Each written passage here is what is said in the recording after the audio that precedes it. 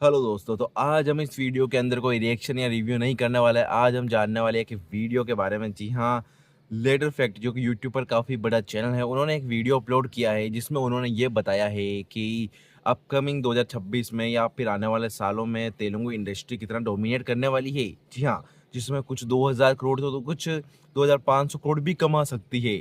अब डिटेलिंग में जानते हैं, इस वीडियो को देखते हैं तो बारे में पता चलेगा कि भाई क्या क्या बताया है और कितना सच है, वो भी आपको बता ही देंगे।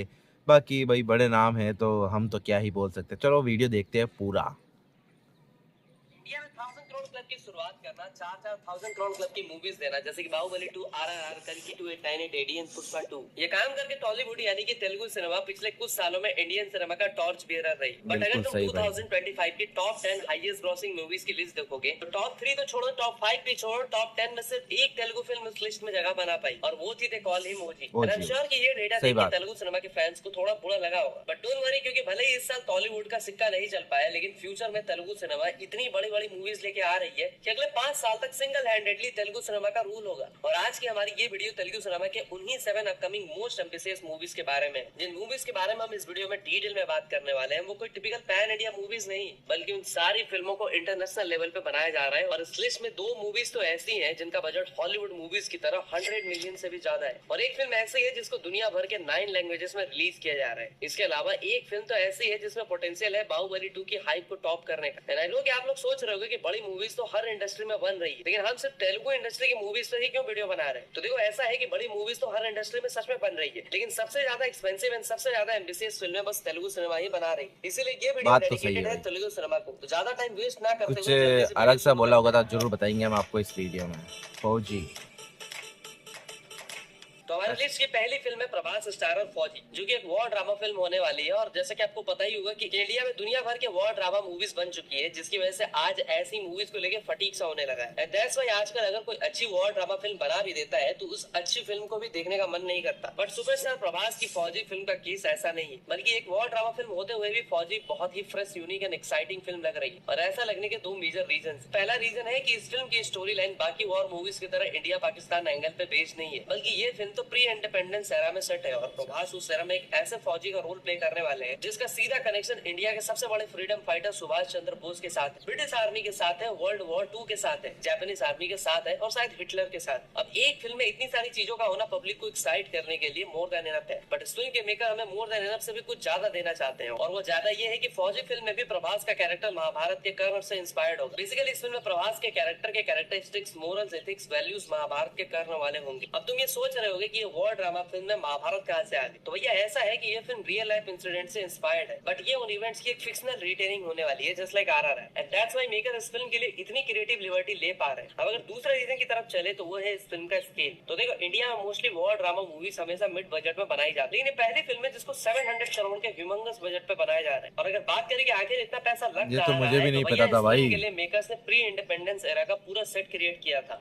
ऐसी मूवीज में प्रोडक्शन डिजाइन पे खर्चा होना लाजमी है। साथ ही साथ इस फिल्म में हमें never seen before war action sequence भी देखने को मिलने वाले हैं। उस वॉर सीक्वेंस पे भी बेशुमार पैसा लगाया जा रहा है, जिसकी वजह से इस फिल्म का बजट इतना ज्यादा हो गया है। तो भाई तगड़ी स्टोरी है, तगड़ा स्केल है, तगड़ा बजट है, सोने पे सुहागा है। इस फिल्म के डायरेक्टर है अनु राघवापुडी, जिन्होंने सीता रमन जैसी ब्यूटीफुल फिल्म बनाई। तो इनमें पोटेंशियल है इस लेवल के स्केल और इस लेवल की स्टोरी को जस्टिस देने की। और अगर प्रभास बिल्कुल और अनु बिल्कुल। मिलकर इस फिल्म को पुल अप कर पाते हैं तो ये फिल्म वॉर ड्रामा जॉनर के सारे बॉक्स ऑफिस रिकॉर्ड्स को ब्रेक करेगी। साथ ही साथ वॉर ड्रामा जॉनर में रिवोल्यूशन भी लाएगी, एक नया बेंचमार्क सेट करेगी। द मोस्ट इंपोर्टेंट, ये फिल्म पैन इंडिया सिनेमा के लेवल को एक स्टेप और ऊपर ले जाएगी। और अब मैं आपको बता दूं कि इस फिल्म के मेकर्स इस फिल्म को 2 पार्ट्स में बनाएंगे। जहां इसका first part next year independence day weekend पे रिलीज होगा, तो फिर कुछ साल बाद फौजी फिल्म का पार्ट 2 भी आएगा, जो कि एक प्रीक्वल होगी। ओके, तो अगर वीडियो में आगे चले तो हम जिस नेक्स्ट फिल्म की बात करने वाले हैं उसकी स्टोरी बहुत ही वाइल्ड होने वाली भाई है, और शायद ये फौजी इकलौती मास मसाला फिल्म होगी एंड जिसको में बात इंटरनेशनल करेंगे इस पर। ऑडियंस को ध्यान में रख के बनाया जा रहा है। तो जिस फिल्म की मैं बात कर रहा हूँ है प्रशांत नील जूनियर एनटीआर की film Dragon. As you all know कि प्रशांत नील एक ऐसे डायरेक्टर है जिन्होंने पहले तो केजीएफ फ्रेंचाइज से नेवर सीन बिफोर मास सिनेमा दिया, फिर उसके बाद उन्होंने सालार जैसी फिल्म बनाई, जिसे हर डिपार्टमेंट में केजीएफ फ्रेंचाइज को तो टॉप किया ही। साथ ही साथ प्रशांत नील ने सालार में जो वर्ल्ड बिल्डिंग दिखाई, उसका कंपैरिजन लोगों ने सीधा हॉलीवुड मूवीज की वर्ल्ड बिल्डिंग से किया। प्रशांत नील अब एनटीआर के साथ मिलकर कुछ ऐसा ही बना रहे हैं जिसे देखने के बाद सब सालार और केजीएफ को भी भूल जाएंगे, क्योंकि ड्रैगन मूवी की स्टोरी और वर्ल्ड बिल्डिंग केजीएफ एंड सालार से भी ज्यादा एक्साइटिंग होने वाली। और मैं ऐसा इसलिए बोल रहा हूँ अच्छा। क्योंकि ड्रैगन मूवी की स्टोरी गोल्डन ट्रायंगल से इंस्पायर्ड है। और अगर आपको नहीं पता हो कि गोल्डन ट्रायंगल क्या होता है तो मैं आपको बता दूं कि इंडिया, चाइना और भूटान के बॉर्डर के पास एक जगह है जहाँ बहुत से ड्रग्स बनाए जाते हैं जिनको दुनिया भर में सप्लाई किया जाता है। और इस जगह पे किसी कंट्री की गवर्नमेंट नहीं है बल्कि एक जमाने में कुछ माफियाज कंट्रोल करते थे। एंड मोस्ट प्रोबेबली उन्हीं में से चाइनीज माफिया जाओगी से एनटीआर का कैरेक्टर इंस्पायर्ड है। अब गोल्डन ट्रायंगल के बारे में आपको सिंपल वे में बताऊं तो ऐसा मान सकते हो कि जैसे रॉकी भाई का केजीएफ या फिर देवा का खानसार, वैसे ही ड्रैगन फिल्म में एनटीआर जिस जगह को रूल करेंगे उसका नाम है गोल्डन ट्रायंगल। और ये गोल्डन ट्रायंगल वाली बात सुनकर तुम्हें लग रहा होगा कि ड्रैगन फिल्म भी कुछ कुछ सालार और केजीएफ जैसी होगी, तो आप कह सकते हैं कि ड्रैगन फिल्म भी एक प्रॉपर प्रशांत नील फिल्म होने वाली है जिसको उनकी बाकी मूवीज की तरह 2 पार्ट्स में रिलीज किया जाएगा। बट ड्रैगन फिल्म के केस में प्रशांत नील कुछ ऐसी चीजें कर रहे हैं जो उनके लिए बिल्कुल ही नहीं है। जैसे कि प्रशांत नील हमेशा होमबाले फिल्म्स के अंडर अपनी मूवीज बनाते हैं, बट इस बार वो होमबाले फिल्म्स की जगह मैत्री मूवीज मेकर्स के साथ मिलकर ड्रैगन बना रहे हैं। अच्छा। दूसरी नई चीज ये है कि ड्रैगन प्रशांत नील की पहली फिल्म है जिसके लिए भाई वो कुछ इसको लेकर फॉरेन भी मुझे कंट्रीज कुछ में डाउट है, शूट तो भी करने हम वाले हैं। डाउट और जो वो फिल्म के रिलीज एंड डेट में ही की क्लियर बात करें करेंगे, तो है उस ना? प्लान में थोड़ा चेंज रहने वाला है क्योंकि ओरिजिनली ये फिल्म जून 2026 में ही रिलीज होने वाली, but as of now film के मेकर्स 2026 सेकंड हाफ क्योंकि या कई फिर कई जगह भाई 2027 लेटेस्ट फर्स्ट फैक्ट क्वार्टर थोड़े में फिल्म को ज्यादा रिलीज बता करने की रहे सोच हैं रहे हैं। भाई, क्योंकि अभी कुछ टाइम पहले न्यूज आई थी कि प्रशांत नील और उसको लेकर एनटीआर हम दोनों ही डिटेल इस फिल्म में के बात फुटेज से करेंगे कुछ अभी। खास कुछ नहीं है। दैट्स व्हाई उन्होंने 90% फुटेज को स्क्रैप ये कर दिया है फर्स्ट और वो सेकंड इस ये फिल्म में दोनों जो स्क्रिप्ट मूवीज को बताई चेंजेस इसको लेकर करवा मुझे के थोड़ा दोबारा से डाउट शूट है। करने वाले हैं। और जो लोग इस न्यूज को नेगेटिव वे में ले रहे हैं तो ये कोई नेगेटिव न्यूज नहीं है क्योंकि प्रशांत नील कुछ ऐसे रियल डायरेक्टर्स में से आते हैं जिनको परफेक्शन का कीड़ा रहता है और उनको जब तक एक परफेक्ट शॉट नहीं मिल जाता तब तक वो बार बार रीशूट करते रहे। और फिलहाल के लिए तो बस हम यही होप कर सकते हैं कि ये फिल्म अच्छी बन जाए, क्योंकि ये फिल्म अगर अच्छी बन गई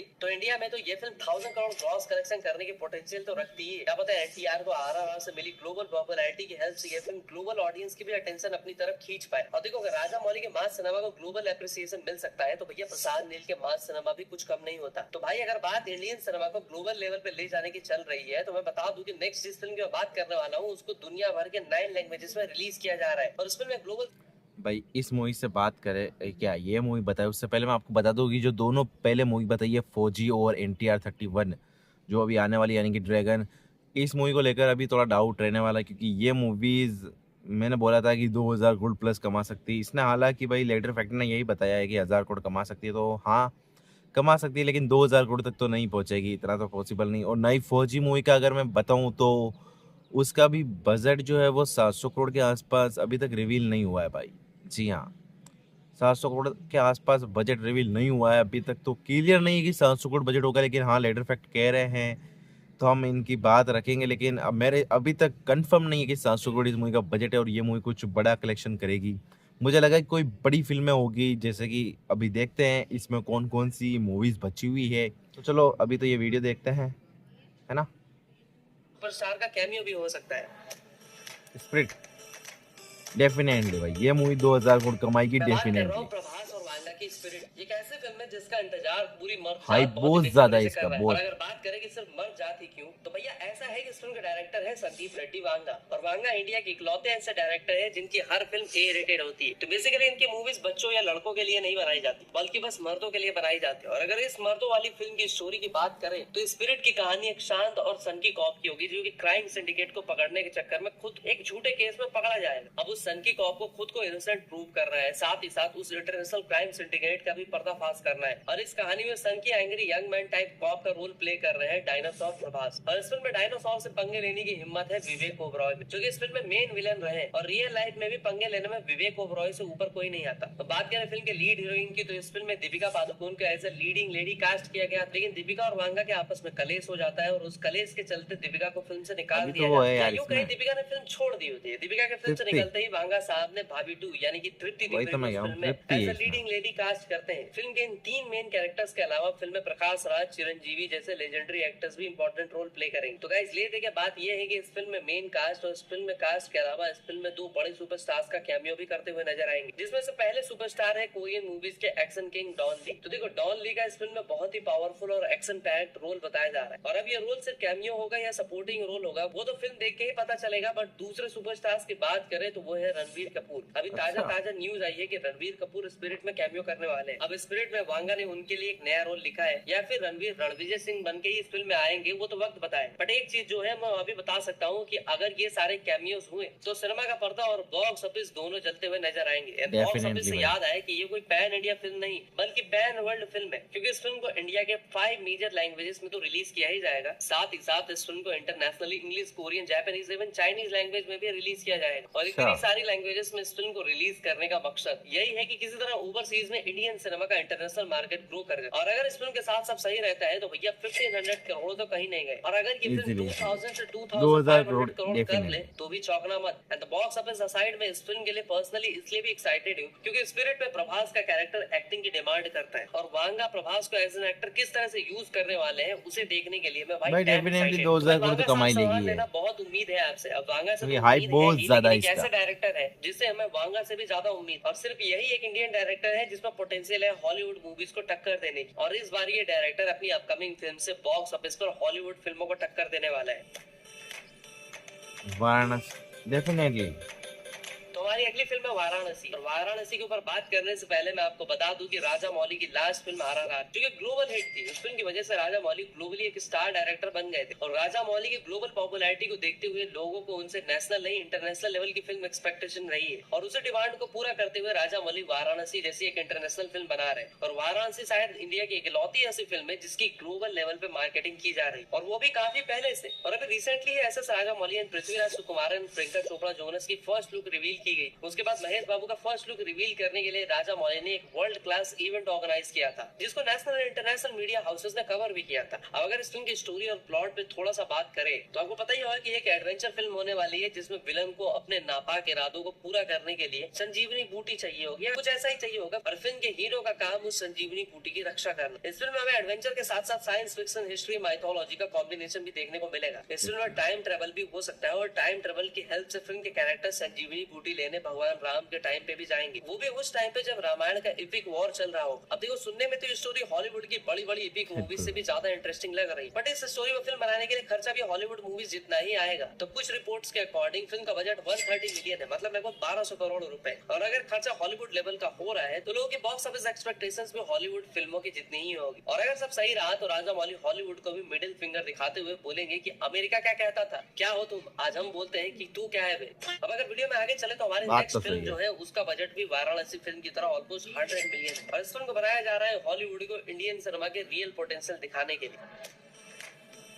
एकदम सही बताया। और ये मूवी भी भाई मेरे हिसाब से डेफिनेटली 2000 करोड़ प्लस बात कर रहा हूँ वो है एटली और अल्लू अर्जुन की next film. And as you all know कि एटली ने जवान से 1000 करोड़ का बॉक्स ऑफिस दिया था, अल्लू अर्जुन ने तो पुष्पा 2 से 1800 करोड़। तो जब ये अपने सेक्टर के किंग साथ में आएंगे तो भाई तबाही तो बचेगी और खूब जमेगा रंग। और एटली और अल्लू अर्जुन रंग जमाने के लिए कोई टिपिकल पैन इंडिया फिल्म बना नहीं रहे, बल्कि ये दोनों मिलकर ग्लोबल लेवल पर एक साइंस फिक्शन फिल्म बना रहे। और अगर इस साइंस फिक्शन फिल्म के बारे में आपको मैं थोड़ा सा बताऊं तो इस फिल्म में हमें टाइम ट्रेवल, पैरेलल यूनिवर्स या यूं कहे मल्टीवर्स और सुपर नेचुरल एलिमेंट्स भी नजर आएंगे। और बताया जा रहा है कि इस फिल्म में अल्लू अर्जुन अकेले ही 3 कैरेक्टर्स प्ले करेंगे, यानी कि 3 रोल में होंगे, और 3 रोल में एक रोल का कंप्लीटली एनिमेशन होगा। और यही नहीं, जहाँ अल्लू अर्जुन इस फिल्म में मेन हीरो है तो वहीं इस फिल्म के मेन विलन का रोल भी अल्लू अर्जुन ही प्ले करते नजर आ सकते हैं। ऐसा सेट कि अल्लू अर्जुन के 3 कैरेक्टर्स हैं, तो 3 कैरेक्टर्स के अपोजिट दीपिका पादुकोण, रश्मिका और मृणाल ठाकुर जैसे एक्ट्रेसेस को कास्ट किया गया है। और मूवीज में जानवी कपूर का भी इंपॉर्टेंट रोल बताया जा रहा है। अब बाकी लोगों के एक्चुअल रोल्स क्या हो गए उनको लेकर के कोई इन्फॉर्मेशन लीक नहीं हुई, बट दीपिका पादुकोण के बारे में कहा जा रहा है कि वो फिल्म में एक वॉरियर क्वीन का रोल प्ले करेंगी। और अगर आप इस फिल्म के बजट की बात करें तो जिस लेवल की फिल्म एटली अल्लू अर्जुन बना रहे हैं उसे स्मॉल या मिड बजट पे तो बनाना पॉसिबल ही नहीं। ऊपर से इस फिल्म को इंटरनेशनल मार्केट को टारगेट करके बनाया जा रहा है, तो इसलिए मूवी आराम से 1000 करोड़ का बजट होगा भाई इसका। करोड़ का खर्चा किया है। और अगर ये फिल्म अच्छी बन गई तो ये तो लिखा हुआ है 1000 करोड़ के आसपास इस मूवी का बजट भी चला ही जाएगा। रिलीज होगी तो इंडियन बॉक्स ऑफिस के सारे रिकॉर्ड्स तोड़ देगी, सोने पे सुहागा। और क्या पता ये फिल्म इंटरनेशनल मार्केट में भी फट जाए। मतलब जो कारनामा RRR ने किया था शायद ये फिल्म भी वो कर दिखाए। तो गाइस, अब तक हमने जिन मूवीज की बात की वो तो ऐसी मूवीज हैं जो फ्यूचर में इंडियन सिनेमा को आगे ले जाएगी। अब हम मूवीज ऐसी तेलुगु साइंस फिक्शन मूवीज के सीक्वल पर बात करेंगे जिसका कॉन्सेप्ट मुझे जेन्युइनली हॉलीवुड मूवीज के साइंस फिक्शन कॉन्सेप्ट से भी 10 टाइम्स ज्यादा एक्साइटिंग लगता है।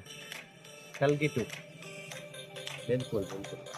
तो उस फिल्म का नाम है कल्कि 2। पहले अगर कल्कि 2 टाइनी टेडी पार्ट 1 की बात करें तो भैया जिस तरह से नाग अश्विन ने पोस्ट एपोकैलिप्टिक वर्ल्ड और इंडियन माइथोलॉजी को कंबाइन करके हमारे सामने प्रेजेंट किया था, that was something extra ordinary. और इंडियन हिस्ट्री के कर्ण और अश्वत्थामा जैसे एपिक नेम्स को मॉडर्न वर्ल्ड की स्टोरी में देखना ये बहुत ही एक्साइटिंग। और जहाँ कल्कि पार्ट 1 में हमें अश्वत्थामा, कर्ण और भैरव एक दूसरे से लड़ते हुए नजर आए थे, तो वही कल्कि 2 में अश्वत्थामा एंड कर्ण एक दूसरे के साथ थे और सुप्रीम यास्किन को हराएंगे। और वैसे अगर कास्ट की बात करें तो कल्कि 1 की मोस्टली कास्ट कल्कि 2 में भी नजर आएंगी, एक्सेप्ट दीपिका पादुकोण, क्योंकि दीपिका जी का कल्कि के मेकर्स के साथ भी कलेश हो गया और इसीलिए उन्होंने ये फिल्म भी छोड़ दी। बाकी दीपिका के रिप्लेसमेंट के लिए कास्टिंग का काम जारी है। देखते हैं कि दीपिका के बाद सैम एटी या सुमति का रोल कौन से एक्ट्रेस प्ले करेंगे। अगर कल्कि 2 के बारे में थोड़ा और बात करें तो आपको बता दूं कि जहां कल्कि 1 का बजट 600 करोड़ था तो वहीं कल्कि 2 का बजट 700 करोड़ होने वाला है। और जैसे कल्कि ने साइंस बजट फिक्शन बढ़ेगा, और वर्ल्ड सिनेमा इससे को कम एक नहीं होगा, यूनिक बढ़ेगा फिल्म बजट ला के और दी, ज्यादा वैसे ही बढ़ेगा। नाग अश्विन एक बार फिर कल्कि 2 से ग्लोबली इंडियन सिनेमा का नाम रोशन करने वाले हैं। और अगर रही बात बॉक्स ऑफिस की कड़े तो जहां कल्कि 2 टाइनी टेडी ने 1000 करोड़ किए थे तो वहीं कल्कि 2 का पोटेंशियल इजीली 2000 करोड़ का है। एक और बात, मोस्टली लोगों को लगता है कि कल्कि फ्रेंचाइज के 2 पार्ट ही आएंगे, तो ऐसा नहीं है क्योंकि it's not a franchise, it's a cinematic universe. और इस सिनेमैटिक यूनिवर्स में कल्कि 2 के बाद और भी फिल्में आएंगी जिसमें हमें अश्वत्थामा की तरह कुछ और चिरंजीवी देखने को मिल सकता है। क्या पता कर्ण की तरह हमें और भी इंडियन हिस्ट्री के पॉपुलर नेम्स देखने को मिले। और ये सब देखने को मिलेगा या नहीं वो तो फ्यूचर में पता चलेगा। लेकिन अभी फ्यूचर से 4 कदम पीछे पास्ट में जाए तो एक फिल्म आई थी बाहुबली 2 और उस फिल्म की जो हाइप थी वो एक्स्ट्रा ऑर्डिनरी थी। इंडियन ऑडियंस और सिनेमा थिएटर ने कभी भी ऐसी हाइप एक्सपीरियंस नहीं करी और एक्सपर्ट्स का ऐसा मानना है कि अब वैसे ही हाइप दोबारा खुद ऐसे राजा मौली भी क्रिएट नहीं कर सकते। लेकिन मैं कहूंगा कि रुको जरा, सबर करो, क्योंकि अब हम जिस फिल्म के बारे में बात करने वाले हैं वो बाहुबली 2 की हाइप को भी टॉप करने वाली।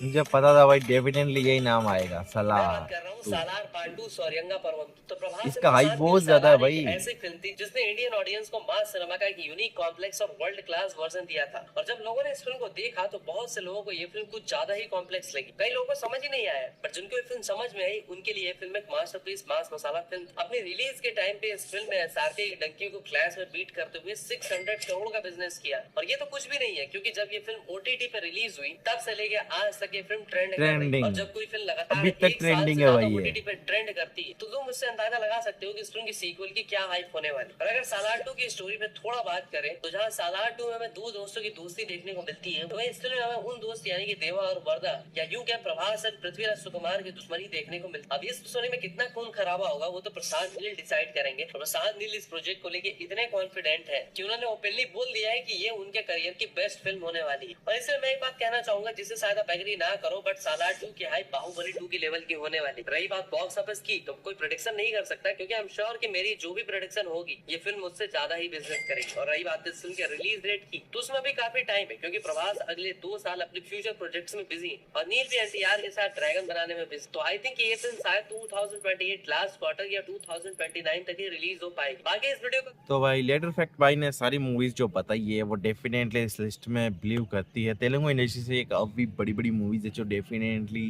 1000 करोड़ या 2000 करोड़ कमा सकती है। और पीछे की जो लास्ट 3 मूवीज बताई थी वो तो डेफिनेटली 2000 करोड़ कमा ही सकती है, ये बोले कमाएगी ही। बाकी सलार 2 का तो मुझे बताने की जरूरत नहीं कि सबसे ज्यादा हाइप सलार 2 का ही है। मेरी नज़रों में अभी जिस मूवी का सबसे ज़्यादा हाइप, जो सबसे ज़्यादा ट्रेंडिंग रही है, जिसको लोग आज भी काफ़ी ज़्यादा देखना पसंद करते हैं या फिर देख रहे हैं, तो वो है सलार 2। और डेफिनेटली ये मूवी जब भी रिलीज़ होगी बॉक्स ऑफिस के सारे रिकॉर्ड बीट करेगी। कई बड़ी से बड़ी मूवी भी रिलीज़ क्यों ना हो, उसी का भी रिकॉर्ड टूटेगा।